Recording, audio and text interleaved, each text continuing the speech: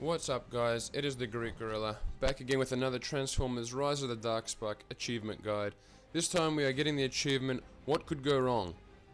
Now, this achievement requires you to be Optimus Prime in Chapter 7, the backdoor to Kaon.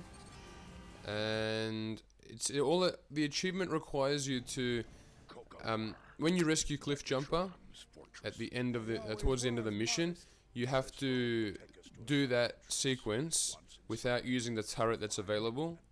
So you'll see when I eventually get there, after this cutscene and all this stuff, there's an not an automated turret. You can get into it and you can control it, and it's a turret. You shoot people with it, but the achievement requires you to get it to rescue Cliff Jumper without using it.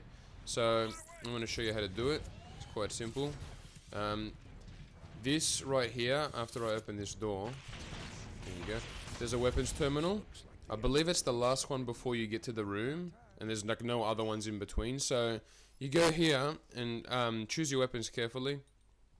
Your primary weapon doesn't really matter, but your secondary weapon, to make it easier, you want the Corruptor. Fully upgraded is preferable, but if you haven't got it fully upgraded, it still works just as well.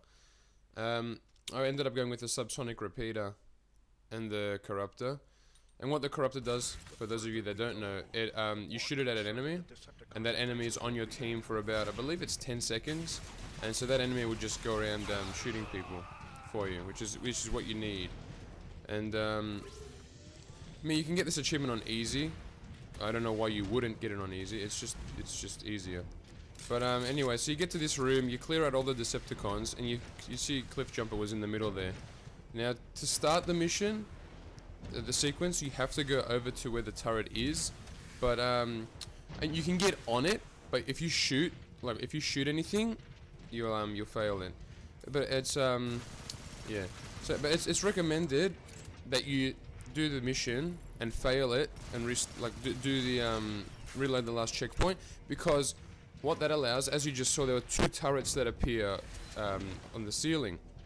And if you go here and start the mission and then like revert to last checkpoint, those turrets are actually visible, whereas before you can't see them unless you do the mission at least once, if that makes sense. So hopefully that makes sense.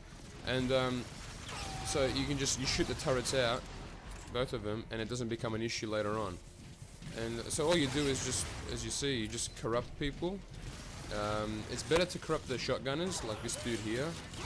Or the rockers. And look at my crappy shooting. I missed a couple, but yeah, the shotgunners are the best ones to get because they run around really fast and they kill people. If you run out of ammo for your Corruptor, you can just pick it up on the floor. Those yellow things are the ammunition. I'm sure all of you know that. And you simply just pick off the enemies that aren't corrupted. And so like when you get to a situation where there's like one enemy left, or even two enemies left, and like one of them's under your control, you can just kill them both.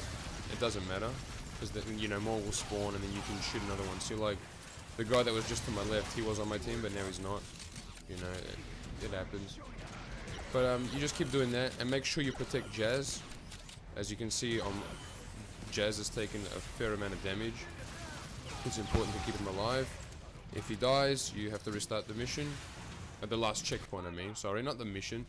Anyway, which might be advantageous because, you know, you can destroy those turrets that I've mentioned. But just go around cleaning up anybody that's left, corrupt people, and eventually Jazz will finish what he's doing, and he'll jump off the console and he'll help you a little bit. But at that stage, you know you're pretty much home because he's jumped off and he can hide, so he won't take any damage. And it's a matter of just walking around the room, finding where the enemies are hiding, because some of them, like this douche up here, he ran to hide, and you have to explore the room to find out where they are. But after you've killed all the enemies and you go to this marker, you should get the achievement, What Could Go Wrong, for a 25 gamer score, which is to not use the turret. So I hope that was helpful.